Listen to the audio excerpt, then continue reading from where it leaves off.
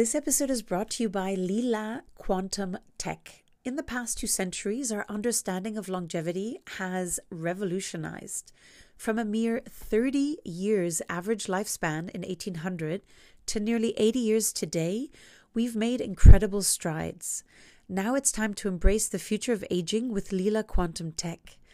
Leela Quantum Tech brings you products charged with quantum energy designed to restore balance and vitality. These products can help in managing stress, improving sleep quality, and promoting mental clarity, contributing to a younger biological age. Our modern lifestyles can accelerate aging, and EMF radiation is everywhere. With Leela Quantum Tech, you can combat this trend and focus on utilizing the balancing effects of quantum energy to maintain your youthfulness and shield yourself and your loved ones' well-being. To bring balance to your everyday life, boost your health and vitality, visit leelac.com, that's leelaq.com, and embark on a journey to a longer, healthier life. And for you, dear audience, get a 10% discount on Leela Quantum Tech products with code longevity10, that's LONGEVITY 10 at checkout today. A warm welcome, dear audience. I have something truly special for you today. I was invited to speak at a conference in Miami on longevity. Ahead of speaking at the conference, where I shared my triad for longevity, I had the pleasure of being interviewed by Keith Fiveson, the delightful host of the Mindfulness Experience podcast. Together, we delve into some of my favorite subjects, longevity and optimizing health, which I'm delighted to share with you today. Please enjoy. Welcome, listeners, to the Mindfulness Experience podcast, where we delve into the world of mindfulness, well-being, and personal development. Today, we have the pleasure of hosting Claudia von Boeselager, one of the presenters at Wonderland 2023, a conference dedicated to exploring the frontiers of longevity, biohacking, and personal growth by blending the medical with the mystical. Claudia is a longevity and lifestyle coach. She's a podcaster and serial entrepreneur, and she has an incredible story to share with us today about how she reversed her biological age by 15 years. She also healed her trauma, grew spirituality, and enhanced her longevity. Claudia has researched, tested, and interviewed numerous experts on biohacking and has discovered some of the most effective hacks for achieving optimal health and wellness. We can't wait to learn more from her insights and her expertise. Welcome, Claudia. How are you today? Thank you, Keith, and thank you for having me on. I'm so excited to be here and for that lovely introduction. So thank you. Well, thank you. I am so excited because, I'm not a spring chicken anymore. So I'm excited to hear about the biohacks for longevity and for overall wellness. And I'm wondering if you can, you're going to be one of the speakers at the conference. What is first of all, just what's your session going to be about? Sure. So I am very excited that Wonderland is expanding. Obviously, psychedelics is such an exciting space, but also around mental health and longevity. And so I'm really excited to share my passion around longevity and some biohacks and things that people can do to get started on that journey. Because maybe even just one point around longevity, some people hear the word longevity and they're like, but I don't want to be 90 years old for another 50 years, 90 years old as we know it. And that's not the point, right? And so what I really hope people will grasp as how I interpret it is that why not optimize your health now and live in that beautiful higher state for so much longer? Be it to, people throw around numbers like, 200 or whatever as well. But this is the beauty of the time that we're in, that with technology, with the advances in science, with personalized medicine, it is possible to get to this phenomenal state of health, to reverse disease, to prevent disease. Many diseases that we know, like diabetes, Alzheimer's, etc., can be avoided. These are not unpreventable diseases. And so if we can live in this beautiful state of peak health, peak life, and not have to worry about going to the doctor, taking the medication, spending all the money on our healthcare, more sick care than I'd say healthcare, and instead live our true passion and purpose. Like, what a beautiful place the world is going to be. So as you can see, I'm super excited. I'm going to be sharing some of the key strategies and tools and part of my story as well at the conference, and hope to inspire a lot of people to be like, oh, this is much easier than I thought. And it's just starting with understanding what is possible today. That's amazing. And I'm really interested to hear about, I think your session is the top 10 biohacks for reversing for longevity and aging, right? The top 10 Reversing biohacks aging. for reversing aging. So, I want to dive into that, but I want to also understand, how did you first become interested in this? Because this is not, something they teach you in school, and certainly we hope it would be. It should be basic, ground level education, how to eat, how to think, how to go ahead and take care of your body, how to go ahead and sleep and rest. I mean, those should be basic tools. But how did you become interested in performance coaching and health optimization? Yeah, so I learned the hard way, Keith. So anyone listening, I'm very much hoping you don't have to go down this path. But I used to be this high energy teenager, 20-year-old, thinking that like, oh, I can sleep when I'm dead, totally stupid. Pushing, burning the candle at both ends.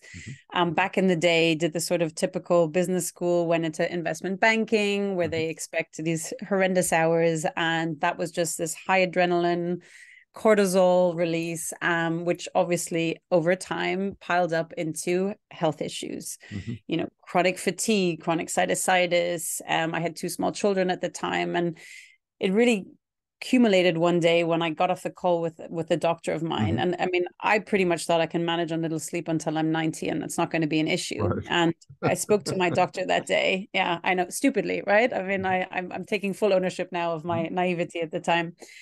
And I got off the call with my doctor, who was reporting my latest blood test results. And, I'm this eternal optimist and everything was going to be fine. And he really had to say in no uncertain terms, he's like, Claudia, I'm 2 weeks away from hospitalizing you. Like, you have to take this seriously. Like, your blood markers are in the red. Like, this is major. This is not something like it'll be fine. And it was interesting, Keith, because I stood up and I walked over to the stairs and I was trying to go up the stairs. And I remember feeling like I was climbing Mount Everest. It was like one slow step over the other. And I'm like, what is going on? Like, where is my high energy? And I remember looking at my watch and it wasn't even lunchtime. And I had like businesses to run. I was this doer of everything. I had 2 small children.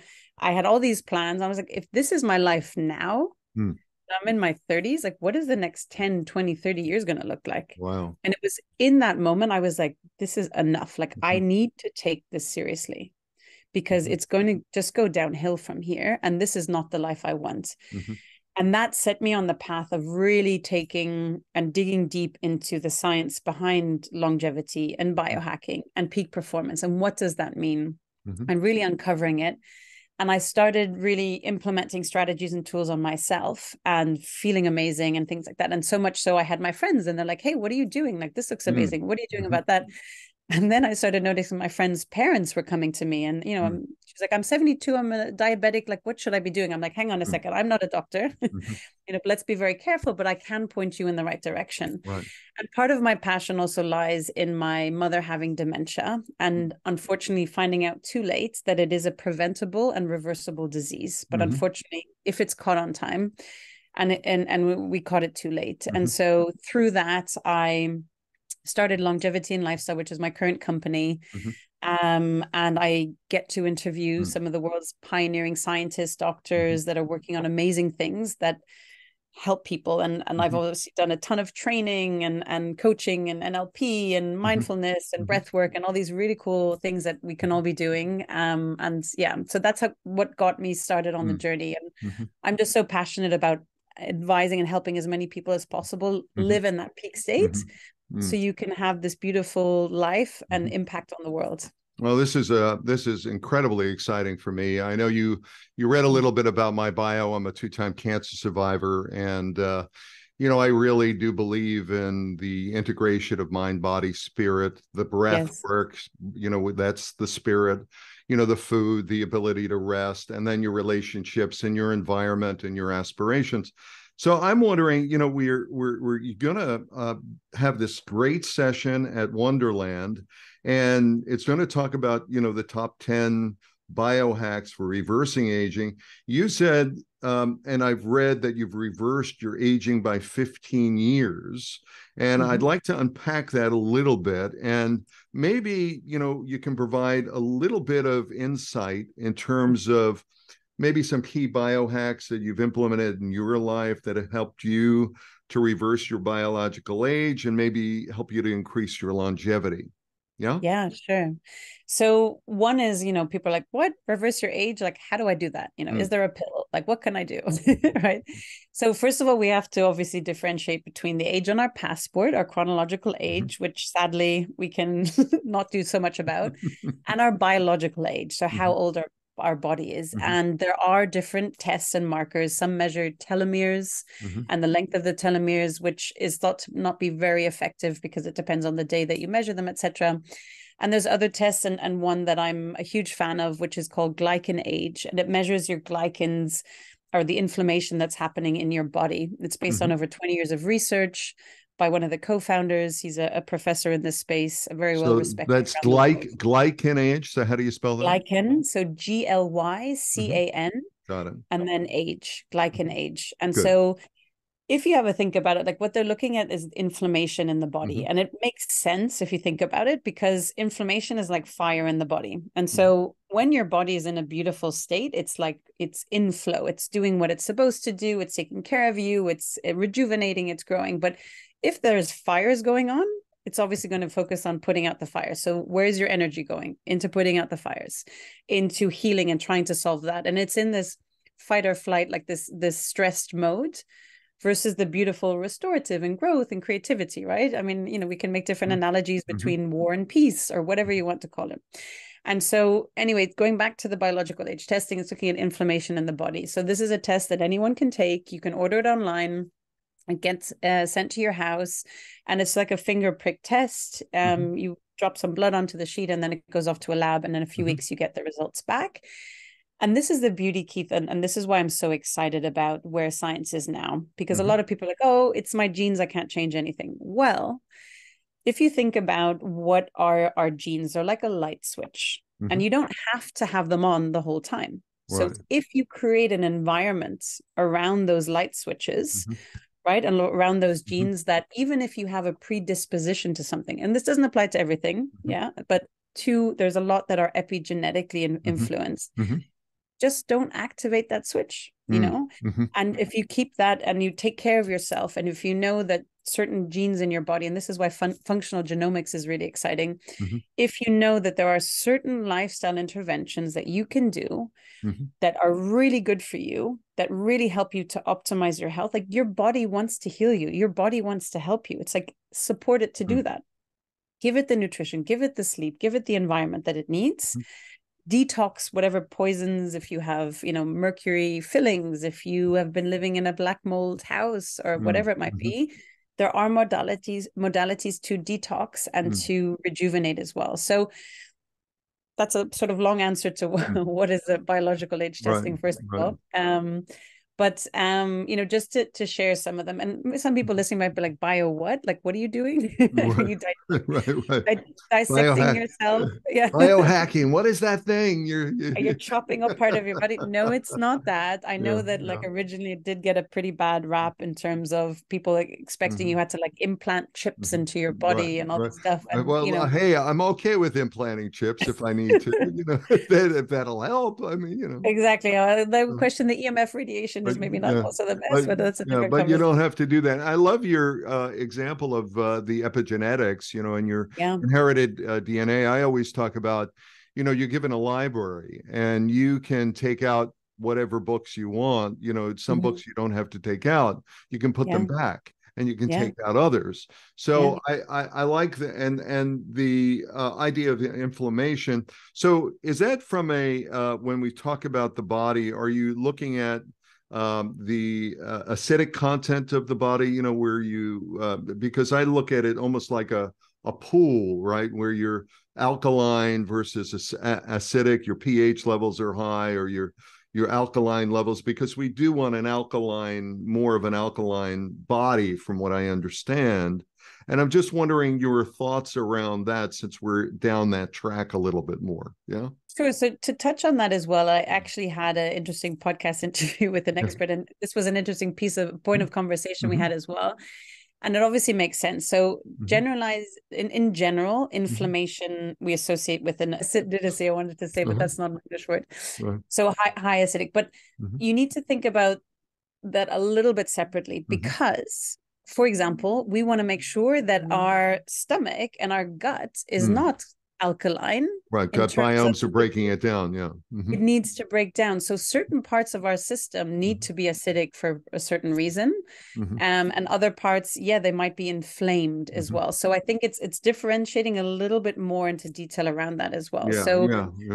It's not just like only eating alkaline foods and that's the only thing. It's more like, what is the nutrition that your body needs to be at its peak level, without looking at the pH specifically. But for example, people are like, oh, don't eat meat. And I know this is a big debate, and there's going to be vegans and vegetarians. Well, that's where I was going next. Go ahead, please. But I'll give you a perfect example, right? And so, I respect people's differences and things as well, but you need to know that the body does need certain amount of nutrients, right? So you need to make sure, and this I think is a challenge, that some people are like, oh, I'm vegan, but they're not really looking into the macros and the micros of their diet, right? So yes, there are ways around it, but let's look at meat, right? So there's all these great documentaries on Netflix and other places, like What the Health. I remember the first time I saw it, and it shows these like mass farms of these like cattle, and they're being injected with the antibiotics and like all this like toxic stuff, and their feed that they're having is like, parts of other animals, like whatever it is, right? This horrendous thing. And that's obviously, ideally not the meat that you want to be consuming. Right. Yeah. Processed, industrialized meat that it's not organic or not grass-fed or whatever. Correct. Yeah. You don't want to be ingesting antibiotics that have been pumped into an animal. And that's why, and I understand that it is more expensive, but you are investing in your health. So it could be someone who says, oh, I'm very cautious with antibiotics, but I'm eating away at, the normal eggs, the non-organic eggs and stuff. And so you are ingesting that into your system. It is impacting your gut health. Our gut is our second brain. Right. So looking at our diet, which is basically the medicine we feed our body every day. And this is where I think the system is a bit dislocated, for lack of a better word. I mean, food is medicine. It's not taught in medical school. So if you ask your doctor, ask them how much nutrition training have you had? If they've had 1 hour in 7 years of medical school, they're doing well. And that's 1 hour. And that's the issue, is that doctors are put under so much pressure. They've got 6-7 minutes per patient. So they need to figure out, and they're taught in medical school, diagnosis, prescription. Well, hey, where are most of the medical schools funded from? Harvard, Stanford, there's pharmaceutical industries. So we have ulterior motives in there as well. So it's just knowing and hopefully empowering people listening that we can do so much and take care of ourselves so much is by avoiding all those processed foods. And I know it's super confusing, and they'll be on the front of the box like it's healthy and it's fortified with this or whatever as well. But then it will have 50 grams of sugar in there. And unfortunately, sugar is so detrimental, and it's highly inflammatory. So, and of course, in the US, 50 grams, people don't understand that 50 grams is actually 12 teaspoons of sugar, 4 grams per teaspoon.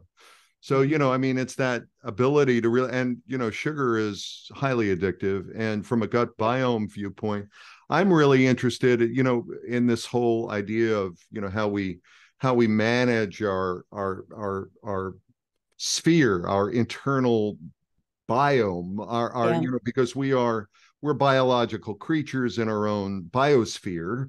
And, and then we're interacting with the world, which is then interacting with us and really causing us, what are some of the misconceptions about this idea of biohacking? I know we talked about the whole idea of, putting chips in, but, is it really that it's sort of like beyond the individual's capability to biohack? Or, what are some of the other ones that you come up against when you're dealing with people?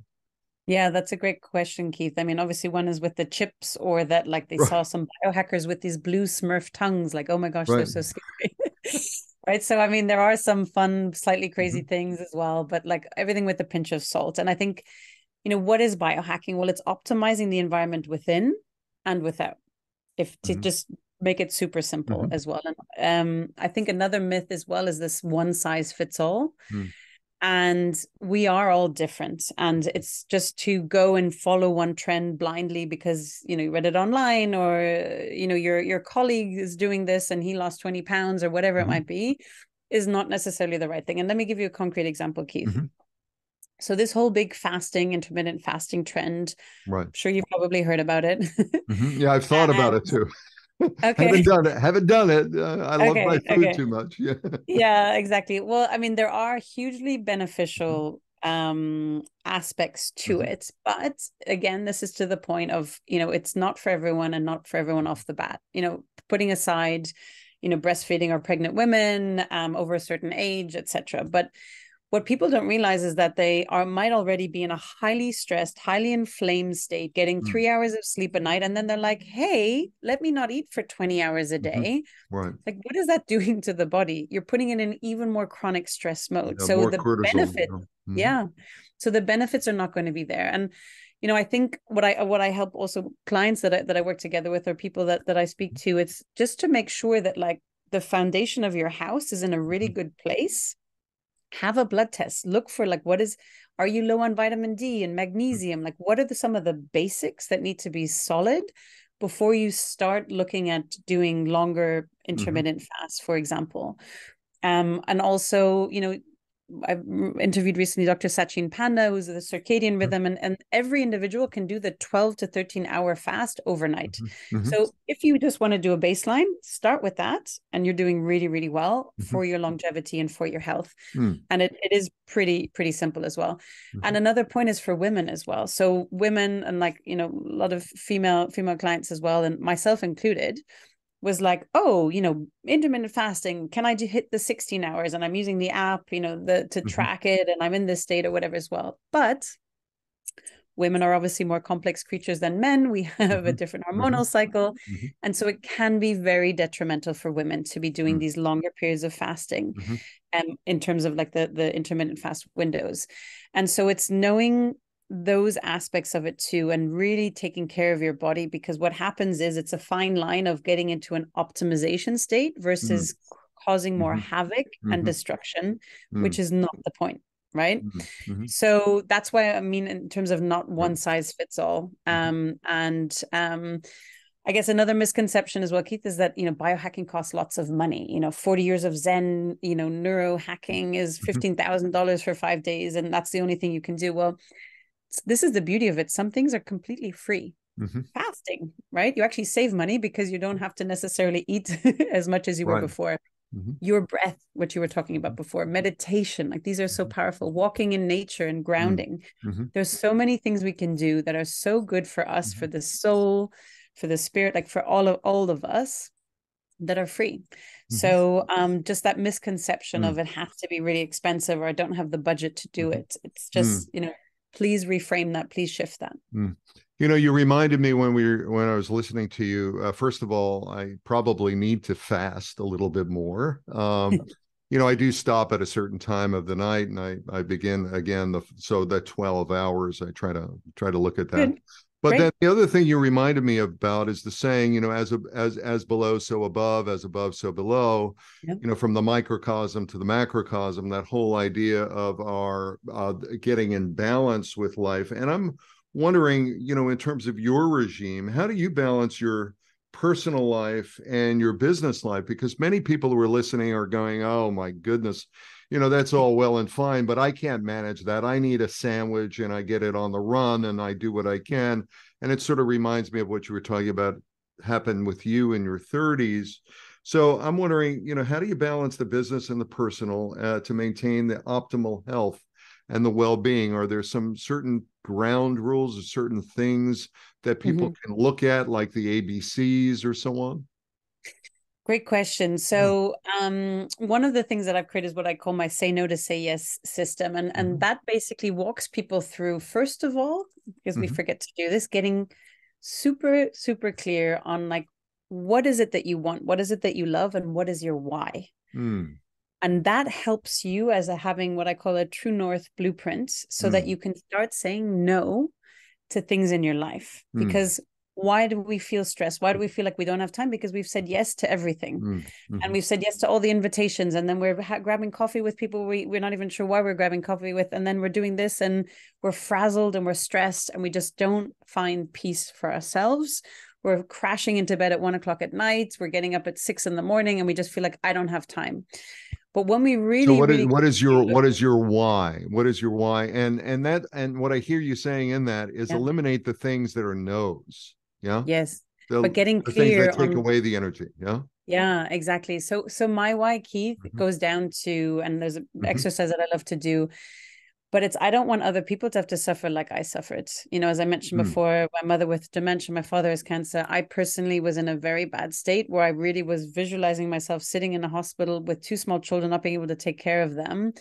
And just letting people know that there's another life possible. And like, we should all be here fulfilling our true purpose and doing amazing things in the world, instead of in this stressed state of like closed thinking and how am I going to survive and how am I going to do this, etc. So I really, really am so passionate about empowering and helping people to take that power back and to really start living their optimal life. So that's on that point as well. And so by knowing your why, it's easy to then match things. So someone says, hey, Keith, in 3 months, we're holding this big event. Are you going to come? It's going to be a week of your time, whatever as well. And so it helps you to be able to be like, is this aligned with my purpose, with my why, with what I want to do?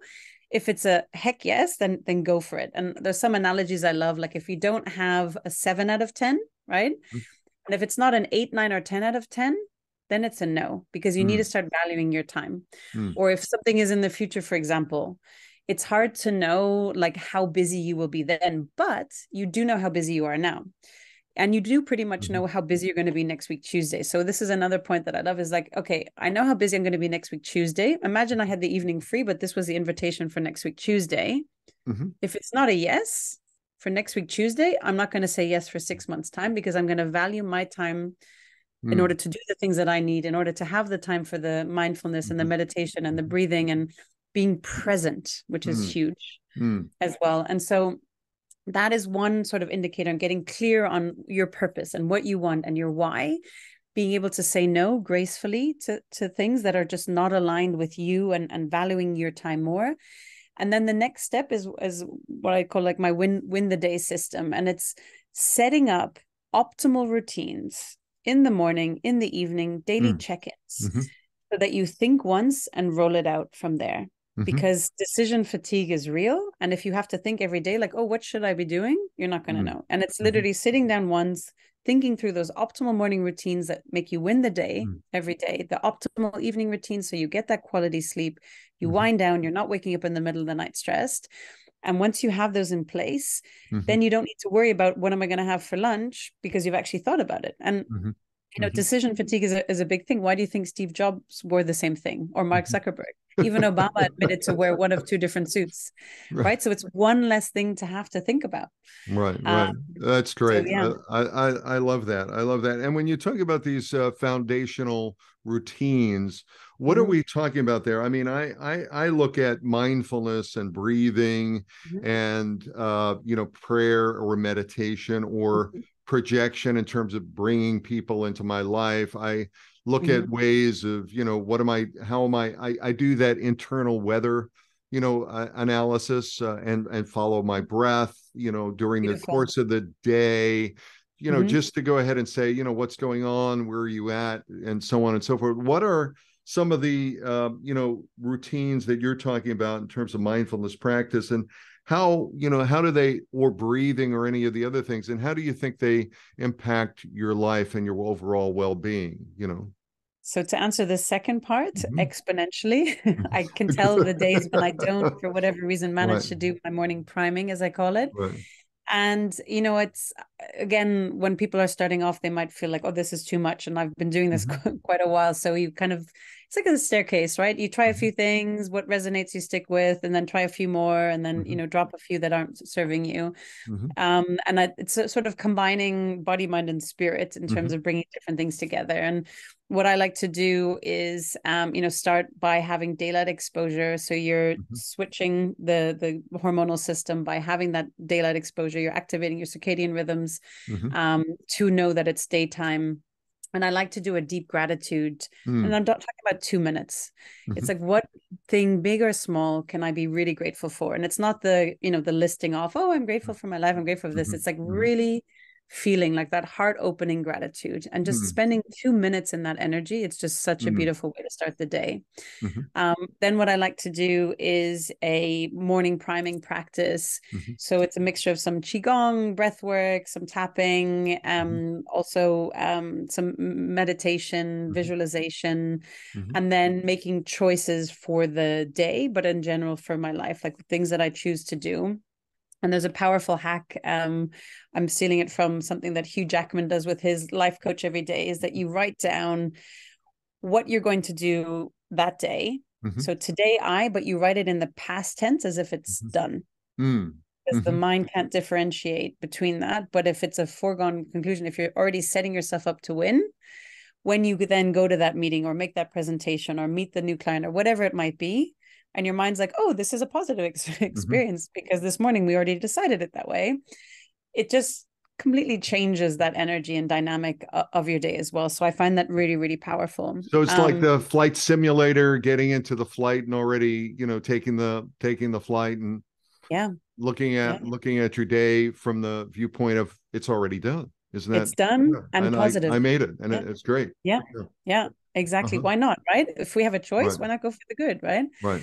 So that's part of it. And that's then getting some exercise first thing in the morning, just getting that heart rate up, be it jumping on a small trampoline. I got one recently, and myself and my kids, we have the best time on it. I feel like a big kid again, and that's what life's about. Have more play.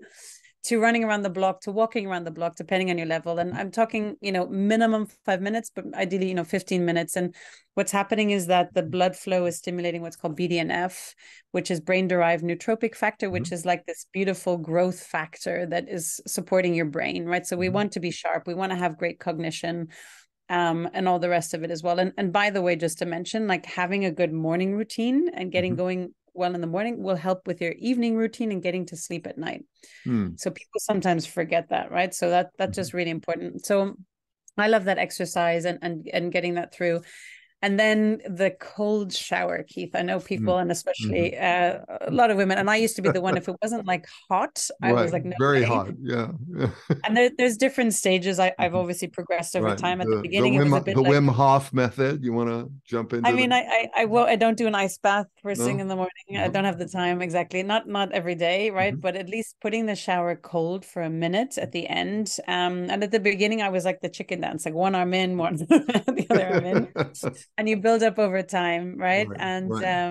It's just so beneficial. And I'm undiagnosed, but I'm pretty sure I have some form of ADHD. And one of the things with ADHD is dopamine levels. And it's shown, research shows that you can increase your dopamine levels by, wait for it, up to 500% by having that cold exposure in the morning over a prolonged period of time. Again, a free biohack. Okay, you have to pay for the water, maybe, depending on where you are. But you are increasing your dopamine levels, your mood increases. It will also wake you up like a foghorn. So if you're having trouble waking up, you will definitely be awake after this.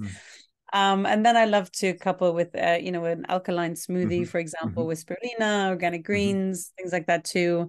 Find that really helpful. Sometimes I'll do a coffee with some MCT oil and collagen in it as well.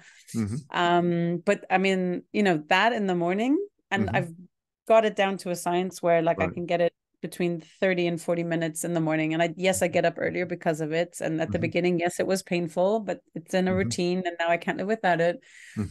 And what a way to start your day. And I'm a different mother for my kids. And when I go to wake them up, then this sort of half sleepy, like, hey guys, it's time to get up. So, that's absolutely wonderful. And I noticed the difference. I walk 2 miles in the morning. I have my smoothie. I have a big raw cacao. I mix that in there. I have a big bulk thing of spirulina that I just got, which I take normally somewhere closer to lunchtime, just so I can go ahead and get more protein. And, I'm pretty much a vegan. I've just slipped a little, and I brought back fish because my body said you need a little fish. Yeah. But I think that that whole idea of really, just kind of treating yourself and having that inner awareness is so important. And you can feel the levels. You can really feel the levels. And you look great, by the way. Thank you. Whatever's and it's just one of those things that when you feel good inside, you look good outside as well, right? Isn't that great? So let me ask you, I love the fact that we've expanded the Wonderland conference agenda to look at not only psychedelics, but health and wellness and longevity and all of that. And I'm just wondering, as we start to look at, the biohacking and how that may evolve in terms of longevity and where the psychedelics might even play in. I am wondering what your view is in terms of what you see in terms of the future, and what do you think are some of the more promising developments, if you will, as we start moving forward and people become more aware and more conscious of their own capability to really manage their own healthcare. Yeah. So I think it's really beautiful, and I think that the psychedelic piece I'm really, really excited about. I've also on the podcast interviewed some phenomenal people, Dr. Pamela Crisco. I think she's also going to be at the conference. Julia Mir as well, Dr. Julia Mir.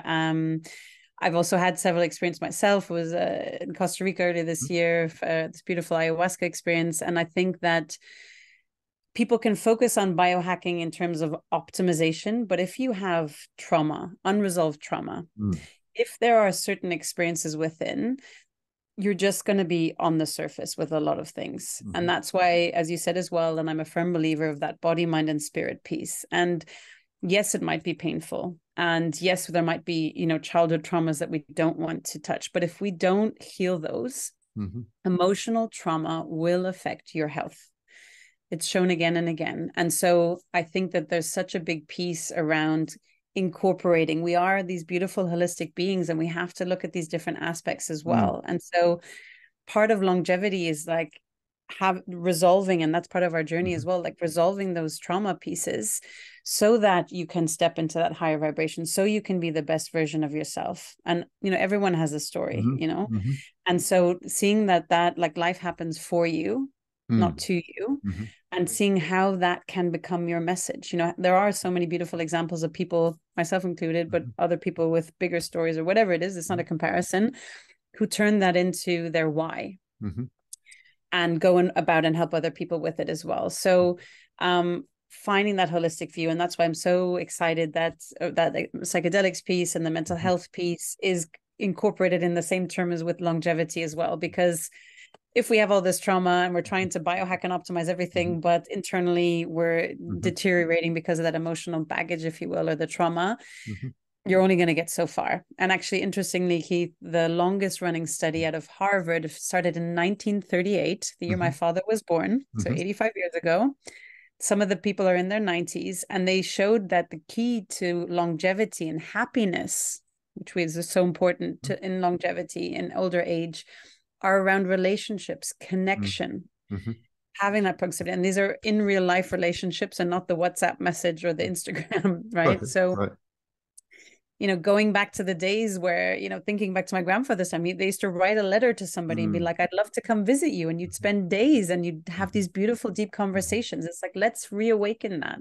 Let's connect at this soul level to people, and really, really help them. And so bringing it all together for longevity, the piece is also around the mental health and around the psychedelics, if that's a tool for healing trauma, for, whatever might be coming up for you as well, or for the spiritual awakening, wherever you might be at in your journey. And then coupling it with the biohacking and optimization pieces as well. And, you were asking where do I see the future in that? Well, I think the exciting piece is around that empowerment and personalized medicine. I wear an Oura ring, for example. Sleep used to be a huge issue for me. I'm getting on top of it. I'm understanding my sleep cycles. How do I optimize that, which allows me to show up as a better person the next day, right? to, I have my Apple Watch and the different things that I use as well. So that personalized medicine piece, for some people it's putting on a continuous glucose monitor, which was typically used for diabetics.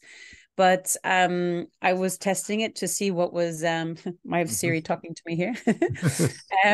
I put it on, and I was so surprised that what I thought was healthy sweet potatoes for me was causing a huge insulin spike. And so it's personal to me, and it mightn't be the next 100 people that try it. And that's why personalized medicine allows you to be individual for you and to really understand what's happening. And then it's not saying don't go to your doctor anymore. I'm not saying that under no case, but then you can go and say, hey, I'm seeing that actually these foods are, maybe I have an allergy, or I'm feeling really lethargic after I consume this or that and the other. Like, could there be something below it? So you're having a very educated conversation with your doctor. Again, they only see you for a few minutes, so you're helping them. And I'll give you a personal example with personalized medicine. I was noticing from my Oura Ring, despite doing my evening routine and everything as well, that actually what was happening was that I was waking during the night, but I didn't realize I was waking up. So it was showing me that these spikes of like waking up, and at the same time, the continuous, sorry, Siri going again. At the same time, my continuous glucose monitor was showing that I was becoming hypoglycemic at night. My blood sugar was dropping really low. And so this back to my point with the intermittent fasting, I was having dinner really early with my kids, and I was trying to do these prolonged fasts overnight. It just didn't suit me. It was causing me to drop my blood sugar so low that the body was sending out a cortisol response, waking me up to try to get the liver activated so that I don't essentially die overnight because the blood sugar is so low. And so a little biohack with that was taking almond butter near bedtime, obviously with no sugar, no palm oil, and stabilizing my blood sugar levels overnight. And, had I not had the readings of my Oura Ring and the continuous glucose monitor, like, I if there was one doctor on planet Earth that could have told me that, I would have been very surprised. And that's the beauty of personalized medicine, because you can combine them too. So that's what I'm really excited about, personalized medicine and being able to better understand yourself, and for people to feel empowered, like take your power back. You can do so much yourself. Just tread with caution, know that one size doesn't fit all, listen to your body, tune in with that. And then things like, the early detection, right? So go and make sure that you are getting your blood tests, your biomarkers tested. And as maybe a side note to that, those parameters that you see on your blood test result, they're based on a white man in the 1960s, which the majority of the world, I would say, is probably not like him. Right, exactly. So know that range is not necessarily your optimal range. And that's what, if you can, and if it is available to you, and with telemedicine, maybe it's more and more, do look for a functional medicine practitioner who is able to look at it from an optimal range for you, your age, your background. Yeah. Because that's where you want to live, in the optimal range, not in the bottom of the white guy from the 1960s range, right? Yeah. So I love that. It just sort of brings to mind the whole phrase, being the CEO, chief executive officer of your own health. And really bringing your team together, and really bringing the tools together, the technology together, all of the data together. And, that's what you do. I mean, it's great to have this opportunity to talk with you. Can you, just as finally, as we sort of looked at coming to a close, can you share some of your upcoming projects, maybe some of your plans? I know you've got your podcast, and you've got some other ventures that are out there. So, and I'm sure that people would like to get a hold of you in some way. So maybe you can share some of that. Yeah. Sure. Thanks, Keith. So obviously I'll be speaking at the Wonderland conference. So I'd love if people are there, come and say hello. Any questions? I'm here to help. As I said, I'm so passionate about that. I have the podcast, which is the Longevity and Lifestyle Podcast. Knowing now what I know, I should have just come up with a really short name. But anyway, so the Longevity and Lifestyle Podcast. Some plans as well are retreats. I feel like we need more in-person transformational retreats. So that's in the pipeline for next year. And some really cool pieces. And also, I think another passion of mine that I'm working on is helping women tap back into that sort of divine feminine, being in that feminine energy. And this is, a former investment banker and tech entrepreneur here. So it's learning the power of actually being our true selves as well. So those are just some of the pipeline of projects that I'm passionate about. Yeah. Excellent. Well, thank you so much for, bringing your wisdom and bringing your knowledge and your experience to the show, and also bringing it to the Wonderland conference. And I look forward to seeing you there. Thank you so much. Thank you so much, Keith. It's been such a pleasure speaking today.